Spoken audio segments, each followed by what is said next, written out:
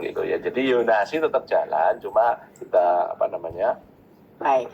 Nah, ini Bu Anita yang kemudian juga kita ingin tahu ini dari sisi penerimaan untuk madrasah ini evaluasi juga dilakukan seperti yang dilakukan oleh Pak Hasan begitu. Apakah kemudian juga dilakukan begitu, Bu? Monggo Bu Anita. Baik, untuk petunjuk pelaksanaan memang dari evaluasi pelaksanaan tahun-tahun kemarin. Ada aduan-aduan yang masuk ke kami juga, sehingga kami mencoba meminimalisasi permasalahan yang muncul. Nah, kemarin juga kami sudah menyampaikan istilahnya kendala-kendala di kami ke Ombudsman, sehingga kami bagaimana untuk diperbaiki pada tahun ini.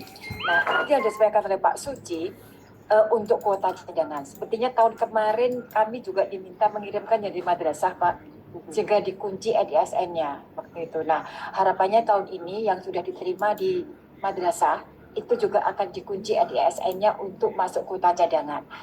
Terus terang yang di madrasah ini kekhawatiran juga 10-20% itu mengundurkan diri karena pindah begitu di sekolah. Kalau di masa reguler mungkin kami ya sudahlah begitu. Tetapi ketika di cadangan kami sudah menghitung close itu kami juga risau. Jadi kami mohon nanti juga bersama dengan Pak Suci untuk seperti tahun kemarin untuk mengirimkan ASN terutama di madrasah negeri yang sudah diterima itu, sehingga tidak ada bangku kosong ketika kami sudah selesai karena pindah. Sehingga ini perubahannya kami sudah menyampaikan kepada Ombudsman dan itu arahan dari Ombudsman karena kami ada beberapa tahap. Setelah beberapa tahap lapor itu langsung lapor diri dan kami membuat surat pernyataan ketika sudah diterima, kemudian dinyatakan dia akan masuk, itu ada tanda tangan di atas meterai bahwa tidak akan mengundurkan diri.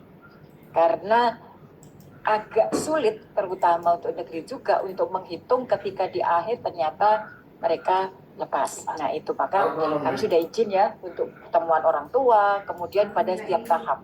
Sehingga ketika tahapan kami MANPK, kemudian TAFID, ini jalur kelas unggulan, itu kami ada sudah lapor diri, kemudian sosialisasi kepada orang tua, kemudian orang tua menyatakan siap menjadi murid madrasah. Gitu. Jadi integritas madrasah juga kami kuatkan, tetapi integritas pendaftar untuk bahwa dia mendaftar itu kemudian mereka memilih. Tapi apakah kemudian, nah ini bentuk preventif kami. Kemudian evaluasi termasuk kuota. Saat ini ada beberapa madrasah itu sebenarnya kalau kita lepas itu sudah cukup, terutama yang main itu sudah selesai di awal, karena tahun ini kami harus memberikan kuota melalui yang bareng dengan dinas. Kalau kemarin kami lepas, ada yang sudah periode kedua awal itu sudah selesai karena muridnya yang daftar sudah cukup melampaui. Karena kalau MI kan usia dan sebagainya ya, jadi ketika sudah melampaui sudah aman begitu ya, Bu. Kami harus memberikan kuota itu di akhir yang bareng dengan dinas supaya masyarakat juga akan menentukan dia sekolah ke madrasah, dia diberi kesempatan begitu supaya masyarakat bisa memilih melalui jalur apa. Kalau di MI kan kita tidak banyak jalur kecuali tahfidz dan usia karena hafalan kami menjadi prioritas. Nah kemudian evaluasi kami juga tahun kemarin itu banyaknya masyarakat yang kemudian mendaftar di akhir-akhir. Jadi artinya kita sudah close kemudian mendesak masuk, sehingga saat ini kami ketat integritas madrasah.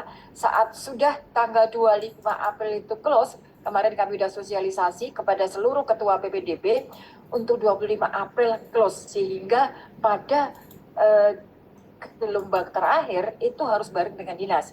Kalau kemarin itu kan banyak, itu tanggal sudah ditutup, kenapa masih menerima pada, sehingga aduan-aduan juga masuk, sehingga kami kemarin sudah mengumpulkan seluruh ketua PMBM, seluruh DIY Madrasah Negeri untuk sesuai dengan jadwal. Hanya kami agak mundur karena 25 April itu ternyata hari Sabtu, Mas. Iya. Mas Bin. Jadi karena Sabtu nggak mungkin mereka lapor diri, kami undur menjadi penggantinya tanggal 27 April. Jadi 25 April itu karena Sabtu. Kalau ini yang perlu kami sosialisasikan sehingga selesai pendaftaran itu pada tanggal 27 April.